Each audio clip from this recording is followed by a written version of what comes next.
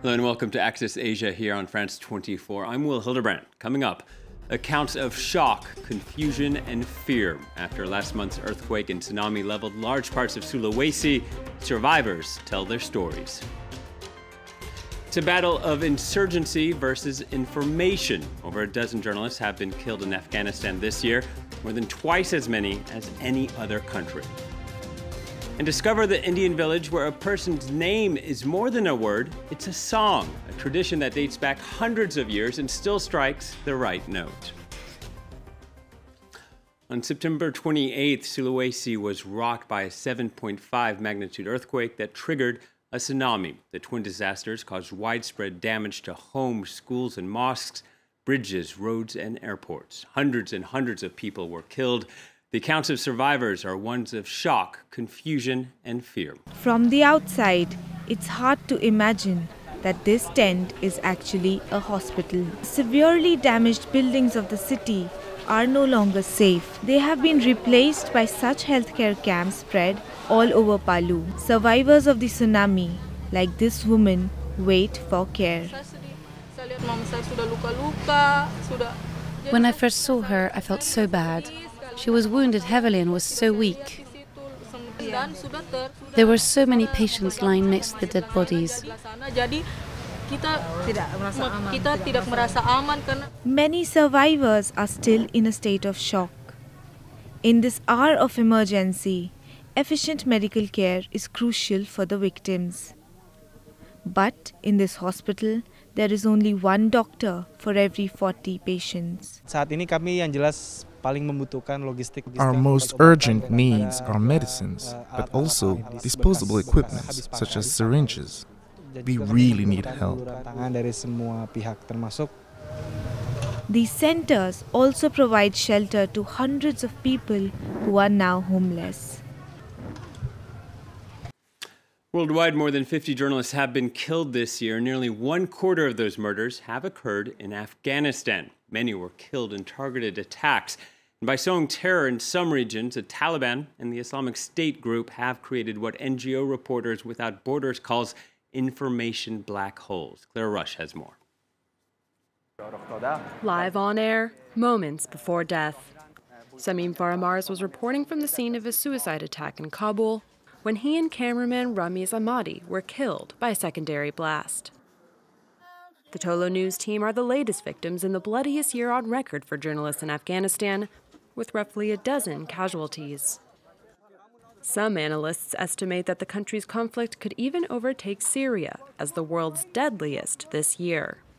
It is already too much for us, and we hope this is the last one. It's too painful, too tragic. We have lost so many who were very, very close to us. Dozens of journalists and media workers have been killed since NATO combat troops withdrew in 2014. In April, at least 9 reporters died in a double bombing in Kabul, according to the Committee to Protect Journalists, including AFP's chief photographer, Shah Marai. Afghan reporter Hamid Hadari left the scene of the recent attack minutes before the second blast. When we leave the home, and we don't know, maybe we'll go back live to home in the night or not, because it is a bad condition for the Afghan journalists, a worse conditions, and no one knows what will be happen on him during or her during the days.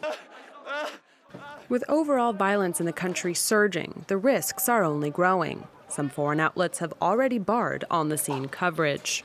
Well, it is a strict ban. Our default position is don't go unless we have a discussion and we agree there's some exceptional reason why you should go.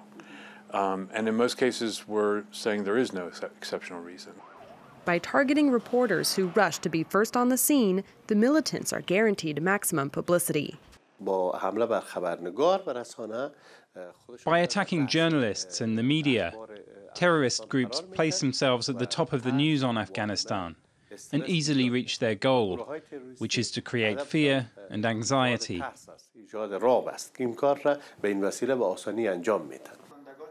Tolo has lost 11 staff in nearly 3 years, but vows to carry on covering the conflict while trying to reduce the dangers. Meanwhile, there's grief for more lost colleagues in one of the deadliest countries in the world to be a journalist.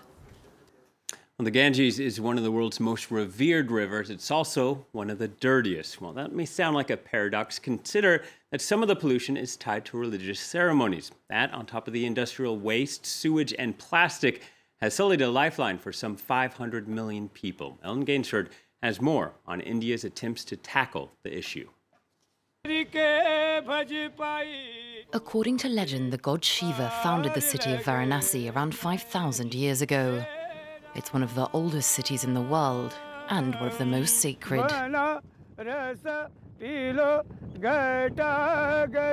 Built along the banks of the river Ganges, worshippers come to wash away their sins and cremate the dead. More than 300 cremations take place here each day. The bodies are then thrown in the water. The city attracts more than 3 million tourists every year, eager to view these rituals. Sonia and Dominique have traveled from Argentina. They planned a contemplative trip, but ended up distracted by the mounds of rubbish floating in the river. Seeing so many people getting inside the Ganga and thinking like it's one of the most contaminated rivers, and like everyone was swimming and we were like, we don't really want to touch the water. The Ganges is a main tourist attraction here, but the river is drowning under a sea of rubbish. Many visitors are troubled by what they see. They just put all the trash and dirty and dead bodies in the river. According to this river taxi driver, there are around half the number of tourists there once were. Many are put off by the pollution. He took us to its source, a drain that leads into the river, only a few hundred meters away from the historic center of the town. This is all the wastewater from the city. It's one of the biggest drains in Varanasi. And there's another one just after the bridge. There are 36 in total, and they flow 24 hours a day. 200 million liters of untreated wastewater pour through the drains each day. The buildup of fecal waste and toxic material has killed all marine life. 450 million people live along the river, and the population goes up by 1 million each year. The result, huge amounts of household trash. But ultimately, it's a political problem. Sanjay Sharma works for the city council. He organized a cleanup operation to take place while our cameras were rolling. Why is that still there? Why? Clean that for me right away. His organization has links to Narendra Modi. 4 years ago, the Prime Minister promised to clean up the river, but nothing's happened. We saw the waste coming out of the drain over there. What is the government doing? The government is dealing with the problem.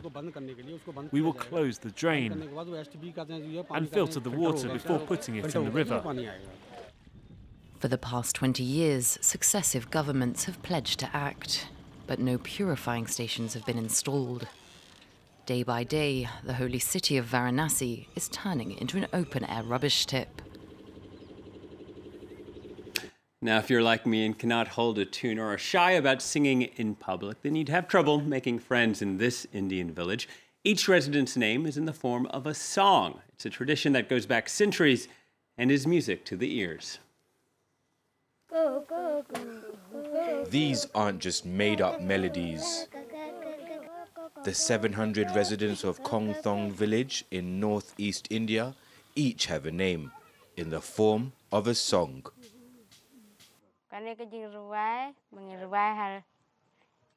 This song which I will sing now belongs to my daughter Solidarity. We sing it in the fields.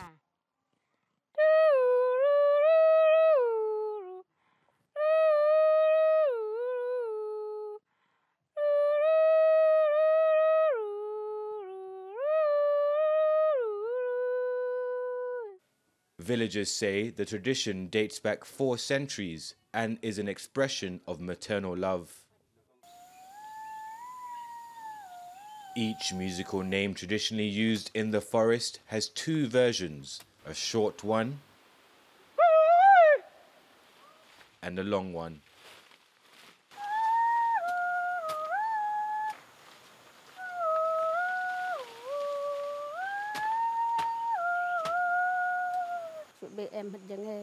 Suppose we are far away and we want to call our friends or relatives. If we call them by their names or nicknames, there might be some confusion, because it doesn't always refer just to a particular person, while with this, we know that it's our own song.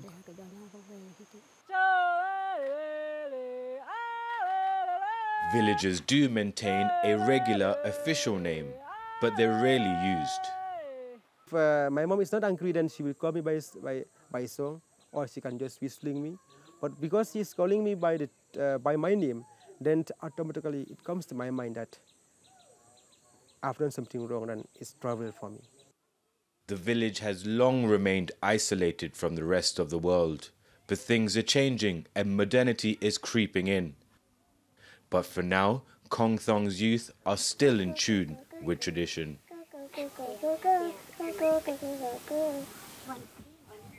Well, that's it for this edition of Access Asia. Thanks for watching, and please stay tuned to France 24.